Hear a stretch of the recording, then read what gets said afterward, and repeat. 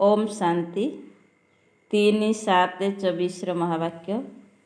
मिठा बाबा कहते मिठे बच्चे कलंगीधर हेबा पाई निजर अवस्था को अचल अटल कर। जेते जेते तुम उपरे कलंक लगुछि सेते सेते तुमे कलंगीधर हेउछ। बाबा प्रश्न पचारिछंती, बाबांकर आज्ञा कौन? केउं मुख्य आज्ञा उपरे चालुथिबा पिलामाने हृदय सिंहासनर अधिकारी होइथांती। उत्तरे बाबा कहले, बाबांकर आज्ञा हेला मिठे बच्चे। बाबा कहउछंती, बाबांकर आज्ञा हेला मिठे बच्चे। तुमको काहा सहित लड़ाई झगड़ा करिवार नाही, शांति रे रहिवार अछि। जदि काहाकू तुमर कथा भल लागू नाही तेबे तुमे चुप रुह। परस्पर को विरक्त कर नाही। बाप दादांकर हृदय सिंहासनर अधिकारी सेतेबेले होई पारिबो जेतेबेले तुम भितरे कोनोसी भी भूत नथिबो, मुखरू केबे भी कोनोसी कटुवचन बाहारू नथिबो।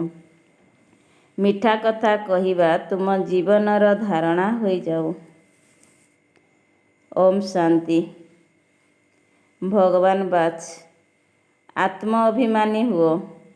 प्रथमे प्रथमे एही कथा निश्चिंत भावरे कहिबाकू पड़िबो। एहा हेउची पिलामानंक पाई चेतावनी।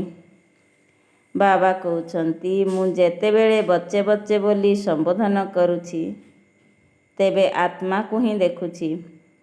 एही शरीर तो पुरुणा जोता अटे। एहा सतप्रधान होई पारिबो नाही। सतप्रधान शरीर तो सत्य जुगरे ही मिलिबो। एबे तुमर आत्मा सतप्रधान हेउछि। शरीर तो सेही पुरुणा ही रहिछि। एबे तुमको निजर आत्मा को सुधारिबाकू हेबो एवं पवित्र हेबाकू पड़िबो। सत्य जुगरे शरीर मध्य पवित्र मिलिबो। आत्मा को शुद्ध करिबा पाई एकमात्र बाबा को ही याद करिबाकू होइथाए। बाबा मध्य आत्मा को ही देखुछंती। केवल देखिबा द्वारा आत्मा शुद्ध हेबो नाही। जेते बाबा को मने पकाइबो सेते शुद्ध होई चालिबो। एहा ही तो तुमर काम। बाबा कहउछंती, तुमको बाबा को मने पकाई पकाई सतप्रधान हेबाकू पड़िबो। बाबा तो आसिछंती तुमको रास्ता देखाइबा पाई। एही शरीर तो अंतिम समय पर्यंत पुरुणा ही रहिबो। एहा तो केवल कर्मेंद्रिय अटे जहा सहित आत्मार संजोग रहिछि। आत्मा जेतेबेले सुंदर अर्थात पवित्र होई जाउछि सेतेबेले बहुत भल कर्तव्य मध्य करुछि। सेठारे पक्षी एवं जीवजंतु माने मध्य बहुत सुंदर रहिबे। एठारे चढ़ेई माने मनुष्य मानकू देखि पलाई जाउछंती। सेठारे तो सुंदर सुंदर पक्षी माने कायदा अनुसारे तुमर आगरे पछरे घूरी बुलुथिबे। एपरी नुहे जे घर भीतर को पशि आसिबे अपरिष्कार करी चाली जिबे ना, ताहा बहुत कायदार दुनिया हेबो। आगकू गले तुमको ए सबुर साक्षात्कार होई चालिबो। एबे तो बहुत अंतर रहिछि। स्वर्गर महिमा तो अपरंपार। बाबांकर महिमा एवं संपत्तिर महिमा मध्य अपरंपार। तेणु पिलामानंकर केते निशा चढ़िबा उचित। बाबा कहउछंती, मु सेही आत्मा मानकू मने पकाउछि जेउमाने सेवा करुछंती। तेबे सेवाधारी स्वतः मने पड़ी थांती। आत्मारे मन बुद्धि रहिछि ना, सेमाने निजकू मध्य जानी थांती जे मु प्रथम नंबर सेवा करुछि, द्वितीय नंबर सेवा करुछि। ए सबु कथा क्रमानुसारे ही बुझी थांती। केही केही तो म्यूजियम आदि तैयारी। बाबा कहउछंती, केही केही तो म्यूजियम तैयारी करी प्रेसिडेंट गवर्नमेंट का पाखकू जाई थांती। ନିଶ୍ଚିନ୍ତ ଭାବରେ ତାଙ୍କୁ ଭଲ ଭାବରେ ବୁଝାଉଥିବେ। ସମସ୍ତଙ୍କର ନିଜସ୍ୱ ଗୁଣ ରହିଛି। କାହା କାହା ପାଖରେ ଯଦି ଭଲ ଗୁଣ ଥାଏ ତାକୁ କୁହାଯାଏ ଇଏ କେତେ ଗୁଣବାନ ଅଟନ୍ତି। ଯେଉଁମାନେ ସେବାଧାରୀ ହୋଇଥିବେ ସେମାନେ ସର୍ବଦା ମିଠା କଥା କହିବେ। ସେମାନେ କେବେ ହେଲେ କଠୋର କଥା କହିପାରିବେ ନାହିଁ। ଯେଉଁମାନେ କଠୋର କଥା କୁହନ୍ତି ସେମାନଙ୍କ ଭିତରେ ଭୂତ ରହିଥାଏ। ଦେହ ଅଭିମାନ ହେଲା ପ୍ରଥମ ନମ୍ବର ଭୂତ। ପୁଣି ତାପରେ ପଛରେ ଅନ୍ୟ ସବୁ ଭୂତ ପ୍ରବେଶ କରିଥାନ୍ତି। କେତେକ ମନୁଷ୍ୟମାନଙ୍କର ଚଳଣି ମଧ୍ୟ ବହୁତ ଖରାପ ହୋଇଯାଇଥାଏ।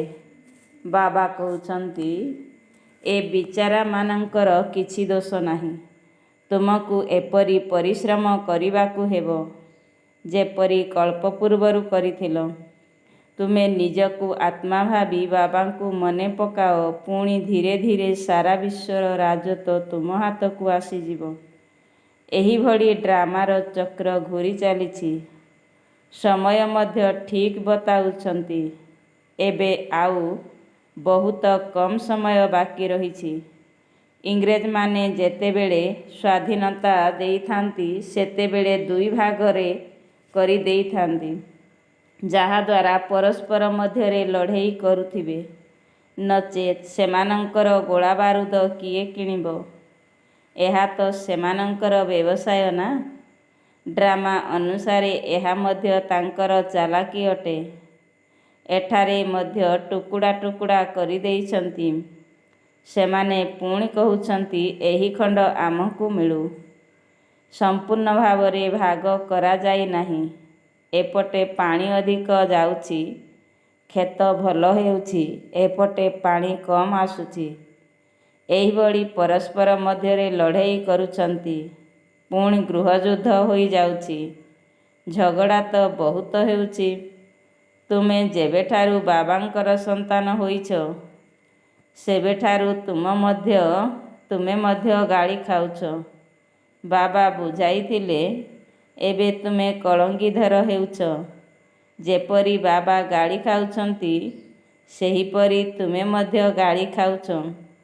ଏ କଥା ତ ତୁମେ ଜାଣିଛ ଯେ ଏ ବିଚାରାମାନଙ୍କୁ ଜଣାନାହିଁ କି ଏମାନେ ବିଶ୍ୱର ମାଲିକ ହେଉଛନ୍ତି। 84 ଜନ୍ମର କଥା ତ ବହୁତ ସହଜ। ତେବେ ତୁମେ ନିଜେ ହିଁ ପୂଜ୍ୟ, ନିଜେ ହିଁ ପୂଜାରୀ ମଧ୍ୟ ହେଉଛ। କେତେକଙ୍କ ବୁଦ୍ଧିରେ ଧାରଣା ହେଉନାହିଁ। ତାଙ୍କର ଡ୍ରାମାରେ ମଧ୍ୟ ଏହିଭଳି ପାର୍ଟ ରହିଛି। କିଛି ବି କହିପାରିବେ ନାହିଁ। ଯେତେ ବି ମୁଣ୍ଡ ପିଟିଲେ ମଧ୍ୟ ସେମାନେ ଉପରକୁ ଚଢ଼ିପାରିବେ ନାହିଁ।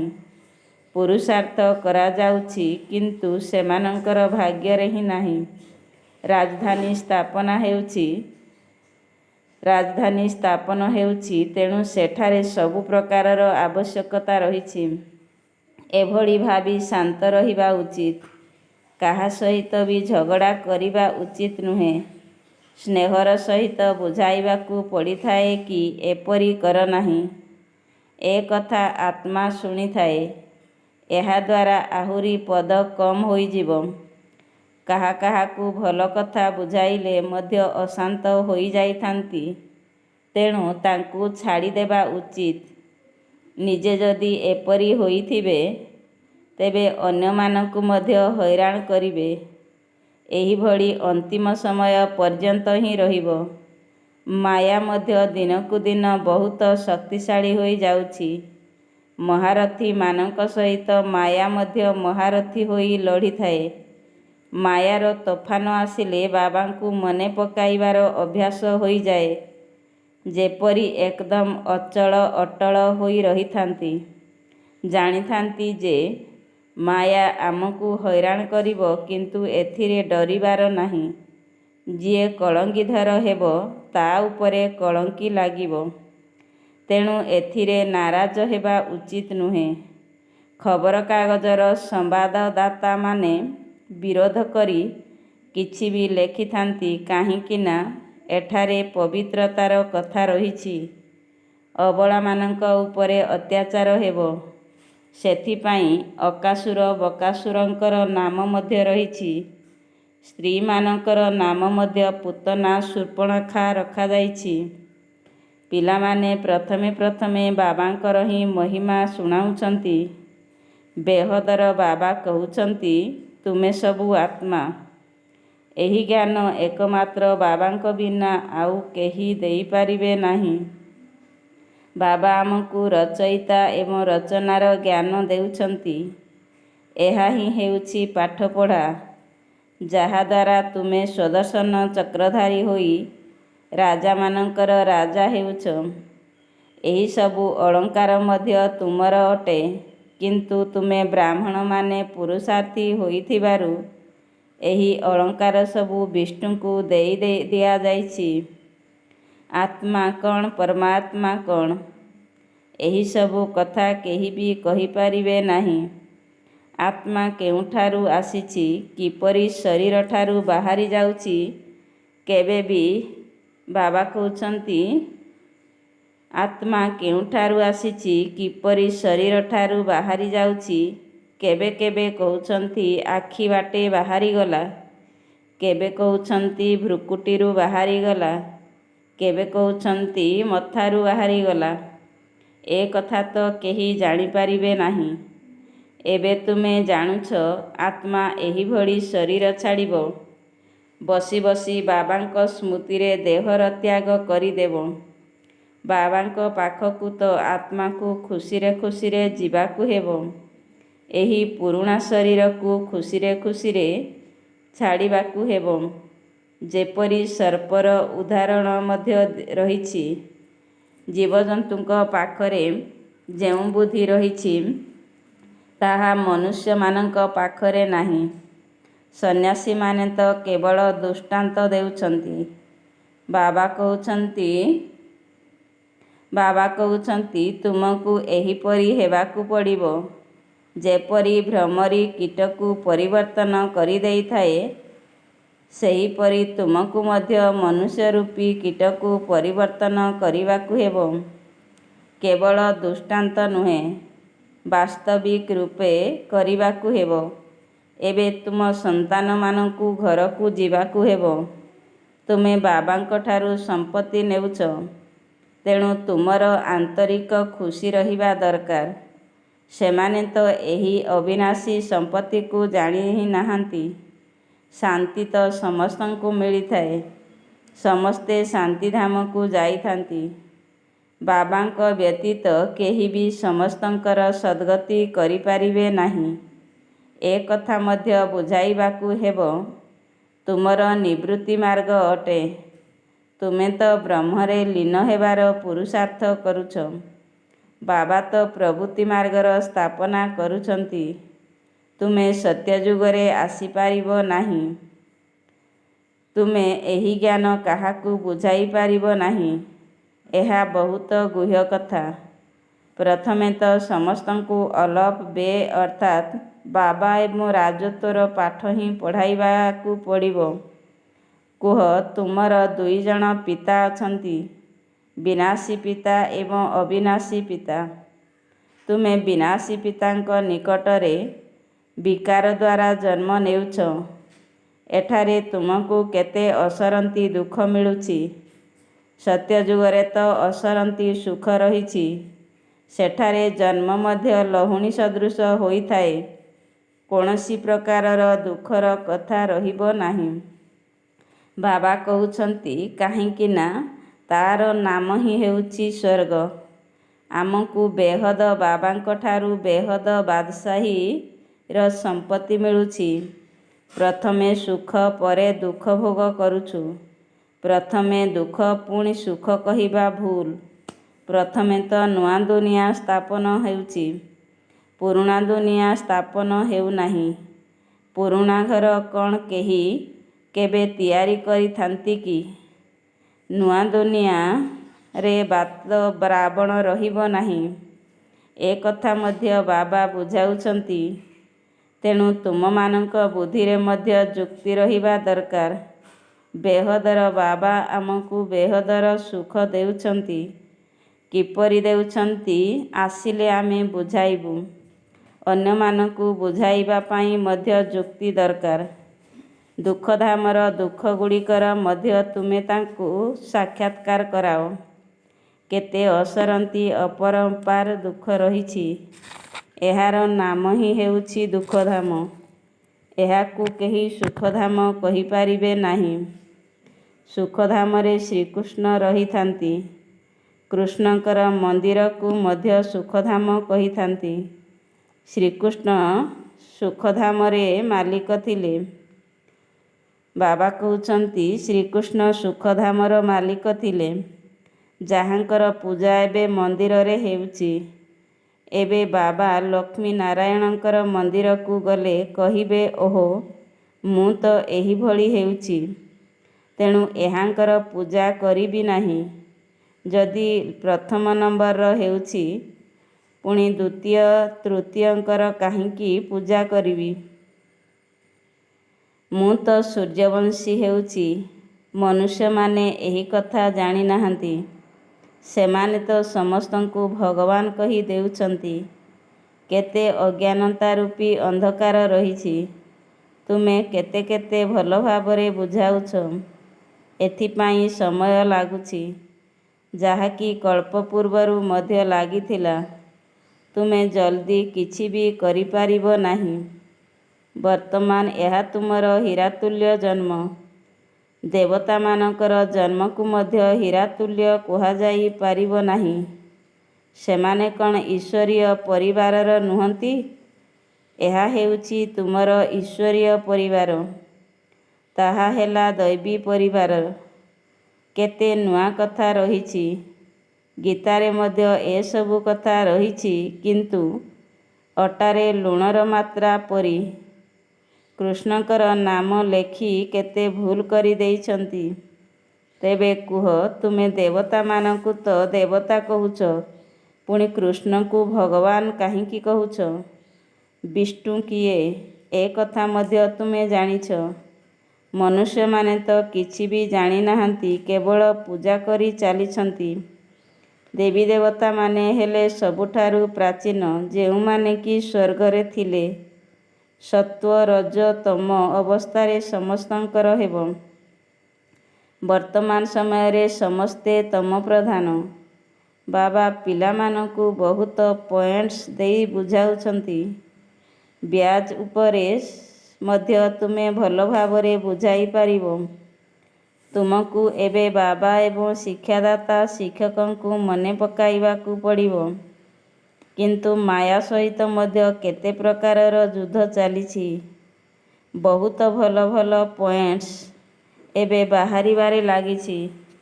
ଯଦି ତୁମେ ନ ଶୁଣିବ, ତେବେ ଅନ୍ୟମାନଙ୍କୁ କିପରି ଶୁଣାଇବ?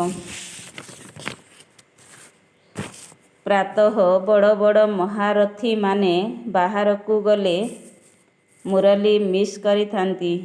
ସେମାନଙ୍କର ବୁଦ୍ଧିରେ ଜ୍ଞାନ ଭରପୁର ହୋଇ ରହିଛି।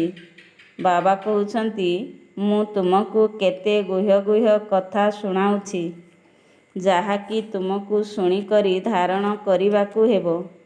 ଯଦି ତୁମେ ଧାରଣା ନ କରିବ, ତେବେ ତୁମେ କଚ୍ଚା ହୋଇ ରହିଯିବ।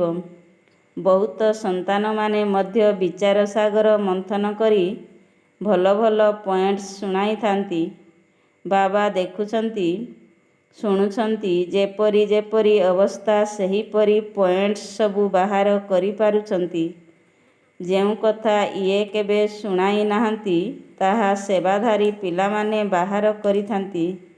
ସେମାନେ କେବଳ ସେବାରେ ହିଁ ଲାଗିଥାନ୍ତି। ମ୍ୟାଗାଜିନରେ ମଧ୍ୟ ଭଲ ଭଲ ପଏଣ୍ଟସ୍ ସବୁ ବାହାର କରୁଛନ୍ତି। ତେବେ ତୁମେମାନେ ବିଶ୍ୱର ମାଲିକ ହେଉଛ।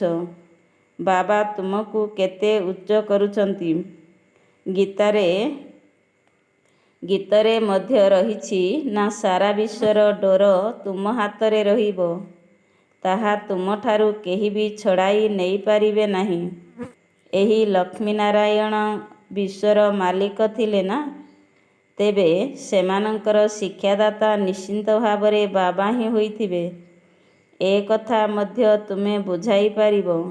ସେମାନେ କିପରି ରାଜପଦ ପାଇଲେ, ଏ କଥା ମନ୍ଦିରର ପୂଜାରୀଙ୍କୁ ଜଣା ନାହିଁ।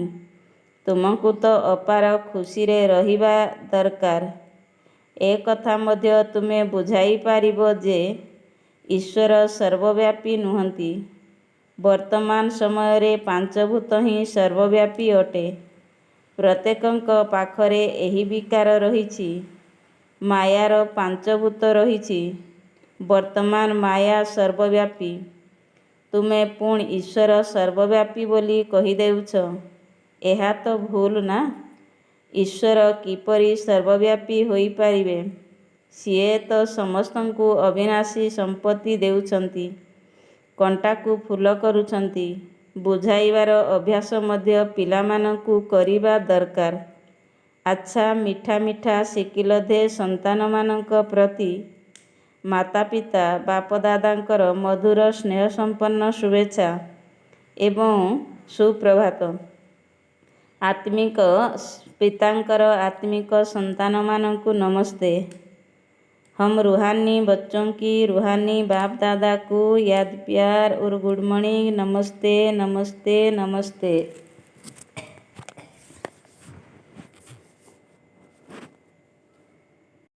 धारणा पाई मुख्य सारांश। नंबर 1, जेतेबेले केही अशांति सृष्टि करिछंती बा विरक्त करुछंती सेतेबेले तुमको शांत रहिबाकू हेबो। जदि उपदेश वा श्रीमत मिलिबा परे मध्य केही सन्तान निजकू सुधारी पारु नाहांती तेबे कुहाजिबो तांकर भाग्य, काहिंकी ना राजधानीर स्थापना हेउछि। नंबर 2, विचार सागर मंथन करी ज्ञानर नुआ नुआ पॉइंट बाहर करी सेवा करिबाकू हेबो। बाबा मुरली रे प्रतिदिन जेउ सबु गुह्य गुह्य कथा शुणाउछंती सेगुड़िकू शुणिबारे केबे भी खिलापी करिबार नहीं। वरदान अछि, पवित्रताकू निजर आदि अनादि विशेष गुण रूपरे सहजरे आपणाई नेउथिबा पूज्य आत्मा हुओ। पवित्रताकू निजर आदि अनादि विशेष गुण रूपरे सहजरे आपणाई नेउथिबा पूज्य आत्मा हुओ। विस्तार बाबा कहले, पूजनीय हेबार विशेष आधार पवित्रता उपरे ही निर्भर करुछि। जिए जेतिकी सबु प्रकारर पवित्रताकू आपणाई नेउछंती सेही अनुसारे ही सेमाने पूजनीय हेउछंती। जेउमाने विधिपूर्वक आदि अनादि विशेष गुण रूपरे पवित्रताकू आपणाई नेउछंती सेहीमाने ही विधिपूर्वक पूजा पाउछंती। जेउमाने ज्ञानी एवं अज्ञानी आत्मामानंकर संपर्करे आसुथिले मध्य पवित्र मनोवृत्ति, पवित्र दृष्टि एवं पवित्र विचार सहित यथार्थ भावरे संबंध रक्षा करुछंती एवं स्वप्नरे मध्य जेउमानंकर पवित्रता खंडित हेउनाही सेहीमाने ही विधिपूर्वक पूज्य हेउछंती। स्लोगान, जदि व्यक्तरे रही मध्य अव्यक्त फरिस्ता होई सेवा करिबो तेबे विश्व कल्याणर कार्य तीव्र गतिरे संपन्न होइजिबो। जदि व्यक्तरे रही मध्य अव्यक्त फरिस्ता होई सेवा करिबो तेबे विश्व कल्याणर कार्य तीव्र गतिरे संपन्न होइजिबो। अच्छा, ओम शांति।